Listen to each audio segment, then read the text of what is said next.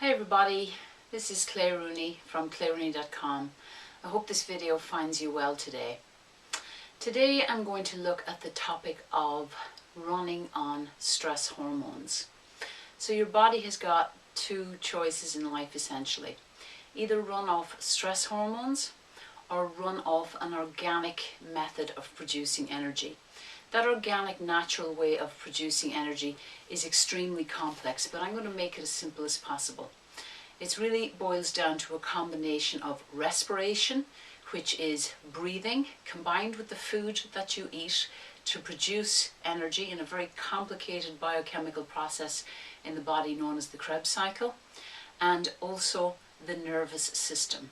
The nervous system is critically important in energy production. Now, if those two systems of producing energy, that biochemical production from the respiratory system and that neurological production from the nervous system, if that's working well and balanced, you're going to have lovely energy. Now, there's an awful lot more things that come into play when it comes to fatigue and energy production, but those are the two master regulators of the story. Now, if you are not running on that organic method of producing energy, your body switches to a type of emergency type of energy production, and it starts to rely on stress hormones to produce energy. These would include things like cortisol, which many of us have heard of, norepinephrine and adrenaline. There are others. Now, what are the signs and symptoms that you are actually running on stress hormones and not running on an organic, natural way of producing energy? There are many of them. Every time I go to compile a list of this sort, which I've done many times in my book, Cracking the Mind-Body Code, I've got various blogs on my website. Every time I go to do it, I come up with, a new list. Some of the old culprits, and then I get, new ideas of signs and symptoms that are an indication that we're running on stress hormones. So I'm going to go through a good deal of them today.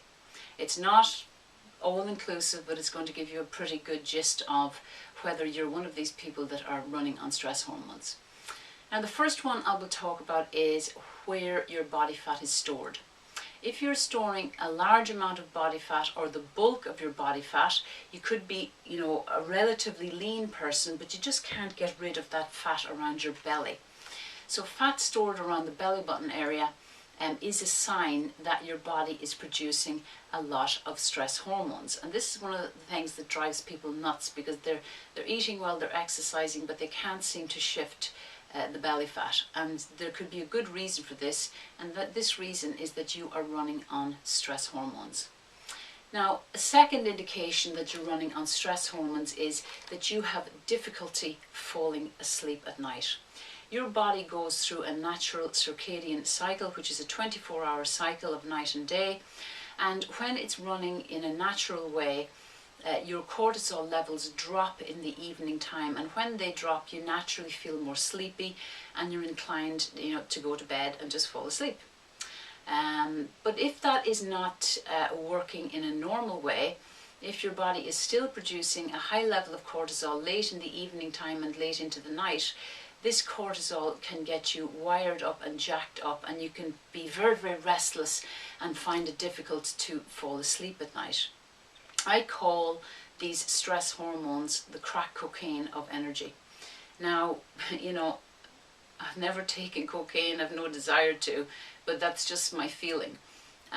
Using artificial stimulants, for example, would jack up your cortisol and give you, loads of energy, but they can also keep that energy elevated for long periods of time. I remember when I was doing my finals, my university finals for my BA in physical education and chemistry, and I was up till all hours revising my chemistry for my organic chemistry papers or whatever.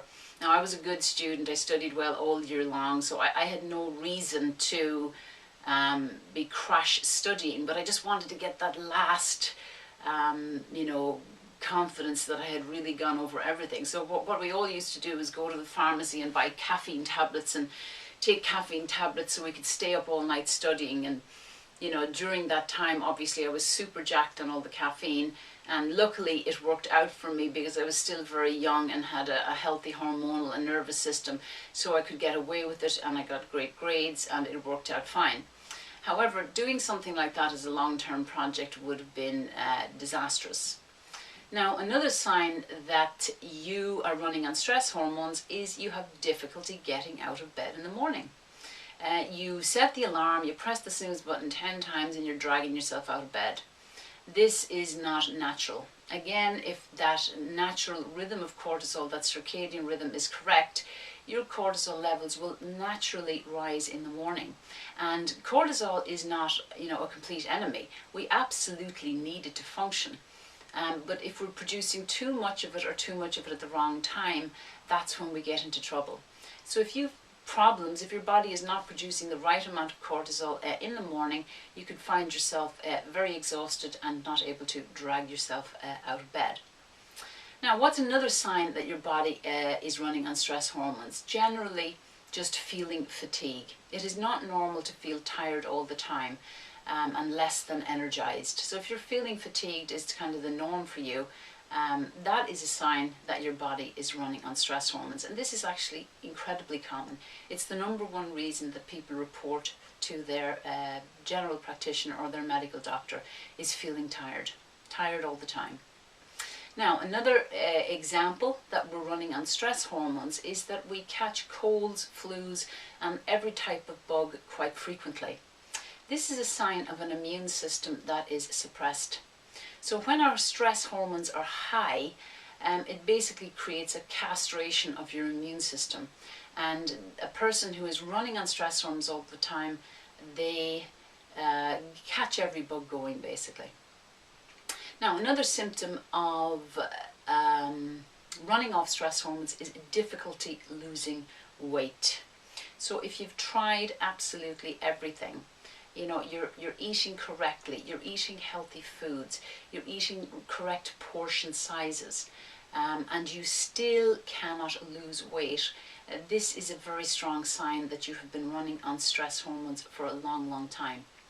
You see, all systems of the body work together to create a type of a cybernetic organism, all systems working together like a philharmonic orchestra even.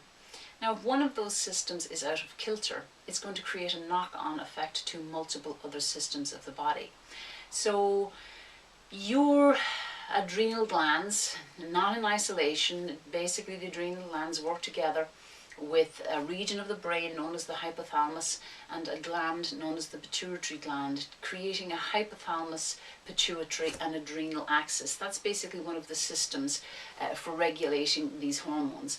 Now, if we've been pushing that and pushing that for a long period of time, that is like pressing down on the accelerator in your car. You're just trying to go faster and faster, and you're just pushing, doing, busy. Now, if that happens for a long enough period of time, depending on the individual's tolerance for stress and their ability to recover from those periods of stress, then it can gradually create a suppression of your thyroid, which is another one of the master regulators of metabolism. Now, as we know, metabolism, we've heard things like, oh, my metabolism is slow, or he or she has a very fast metabolism. So this also obviously has an awful lot to do with energy production. Now, that thyroid gland is like the clutch in your car. So if I press on my accelerator really hard and I have that clutch in top gear, I'm going to be able to go very fast. But in the human body, if we're trying to go fast all the time, what the body will eventually do, it will turn that clutch down into a lower and lower gear, because the body knows that it cannot cope with unrelenting fast pace of life or unrelenting stress, because it's going to break the system down. As we were evolving, we were designed to cope with small, intense bursts of stress followed by a period of recovery. But if that stress is chronic, then it becomes extremely deleterious. Small amounts of stress applied, infrequently or intermittently is actually good for the body. But relentless stress is where the damage is created. So if we have this relentless stress, the thyroid, acting like a clutch in a car, turns down. It ramps down to stop you accelerating towards your death. So again, if I look at the analogy of the car, and I'm in my car and I'm ramping down on my accelerator, but I only have that clutch in first gear, I ain't going to be able to speed up the motorway, right? I'm not going to be able to generate an awful lot of energy. The body will kick this system in order to protect you, especially if you've been going, very intensely for a long period of time. So this is one of the mechanisms whereby some people, they get to a point where they just can't lose weight anymore because they have ramped that thyroid down to a very, very low level. Now, what is another sign that you could be generating too many stress hormones? Well, another sign is you could have poor wound healing. Let's say you get a cut and it just takes ages to heal. Or let's say you get a sprain, or you injure something during a weight training session, and oh my God, that injury just will not seem to go away. You're getting physio, you're doing your corrective exercises, you're ostensibly doing everything right, but it's just very, very slow to recover. Now that is a sign that you have been running on stress hormones, or it can be, for a very long period of time. So when you're in this stressed state, it corresponds to what's known as sympathetic dominance with respect to your nervous system. This is the fight, flight or freeze wing of the nervous system. Now if you've been running on that go, go, go wing of the nervous system for a long period of time, and you've not been spending time in the opposite wing, the parasympathetic side, that rest, digest and repair wing, then if you've no rest, digest and repair, don't be surprised if your body cannot repair. So remember, the ability to repair and recover from wounds or injuries is critically important to spending time in this parasympathetic side. And if you're running on stress hormones all the time, that is simply not happening. Now, another example of running on stress hormones would be just a tendency and a desire to just want to drink loads of coffee or other stimulants. Let's say you get addicted to taking, a pre-workout stimulant, or drinking, 5, 6, 7 cups of coffee a day. Now, I am a coffee lover. I absolutely love my coffee. But I've learned over the years that 1 cup a day, I make a big ass very weak coffee in the morning, and I drink that over a period of several hours, about 3 or 4 hours. I just sip it, and then I will just switch to either herbal tea or a decaf coffee if I want my little coffee hit, but without the massive loads of caffeine. Because if you are running on all of that caffeine, you are, again, every time you take it, the coffee, you're going to be secreting cortisol and other stress hormones. So if you find yourself addicted to coffee, addicted to your caffeine fix excessively, now as I said, I love my coffee and there are definite benefits to drinking coffee. It's like just flogging a whipped horse. Now I did something, curious there maybe 2 weeks ago. I haven't taken pre-workout stimulants in, I would say, at least 7 or 8 years, and I was doing a new workout routine that required me to squat and deadlift within the one session. Now any of you who train regularly, you know that squatting is hard, deadlifting is hard, doing the 2 of them in one session is really hard. So I just decided, I had some caffeine supplement from a long time ago, and I decided, look, I'm just going to try my little pre-workout. And I took it, and oh my God, I had a great workout. I kicked ass in that workout. I thought, oh my God, this is great. But then after the workout, I found myself getting extremely drained. I was beyond the normal level of exhaustion from the workout. And that night I had difficulty falling asleep.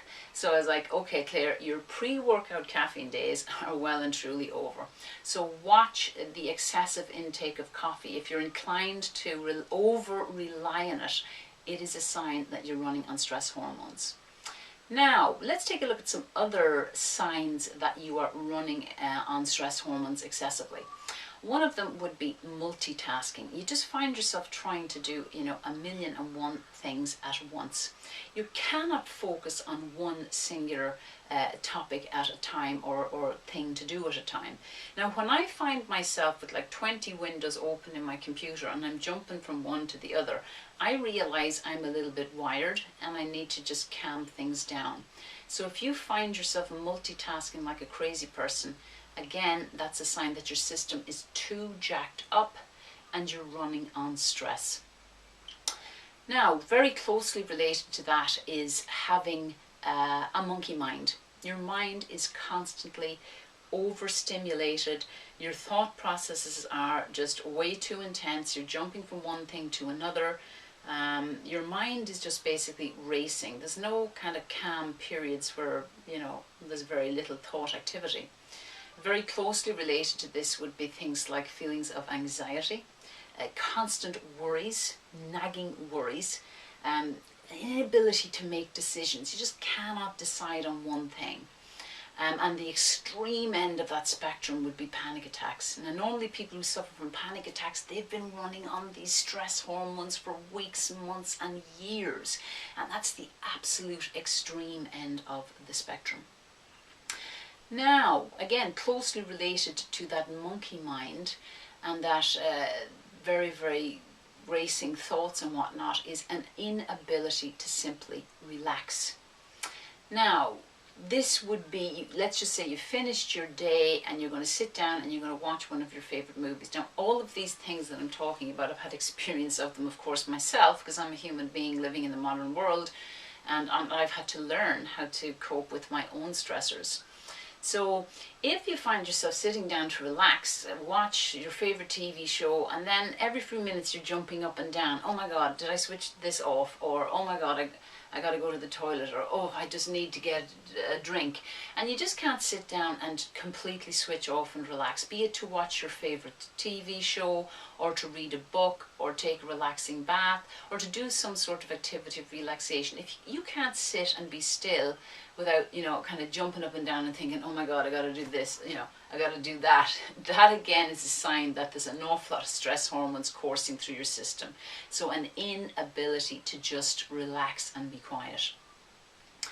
Now, another one that is very, very interesting, because again, this is something I have experienced myself. Another sign that you're running on stress hormones is, let's just say you do decide to take some quiet time or some downtime. You feel guilty if you're not doing something. Now, this is probably particularly typical for people like myself who are self-employed. You always feel like you got to be productive. Now, this is kind of like a disease of the Western world. So if you feel guilty when you're doing simply nothing, that is another sign you're running on stress hormones. Now, another one closely related to those previous ones would be an inability to simply spend time on your own. Are you a person that has to be constantly surrounded by other people, that you can't take a day off just to spend by yourself, or a weekend off just to be completely alone? This is quite a fascinating one. This is a sign that, again, there's a lot of stress in the system. I was listening to a podcast several weeks ago, and I cannot remember the name of the guy. And, you know, he was one of these big business type, productivity type gurus, and he decided to go off on this Vipassana type meditation. This is where you're in absolute silence. You know, he was supposed to stay in his own in a kind of a log cabin with no TV, no phone, no books, no external stimulus. And he said he almost went batshit crazy within the first 12 hours. You know, he just could not relax and, you know, be with himself. And this would be, you know, 99.9% of Westerners. And this takes time to practice being on your own, enjoying solitude and enjoying silence. If you can't do that for small periods, some people won't be able to do it for 60 seconds. That's a strong indication that you're running on stress hormones. And the final one I will briefly address. It's a hugely complicated topic, and I don't think anybody, any of us humans, escape this. This is all addictive type behaviors. And we're all You know, we're all privy to this. Some of our addictions might seem good, like exercise. I was definitely a full-blown exercise addict back in my heyday as a competitive athlete, and I still have to confess that, you know, I definitely have an addiction to exercise. However, I modify the amount of it I do now to ensure that I have enough recovery. But those addictions could be very wide and varied, to the classic addictions to alcohol and drugs, to the not so obvious addictions like the addiction to exercise, like the addiction to working too much, like an addiction to being overly productive, like an addiction to perfectionism, like an addiction to shopping, gambling, an addiction to trying to get everything right all the time. You know, we can get addicted to absolutely anything.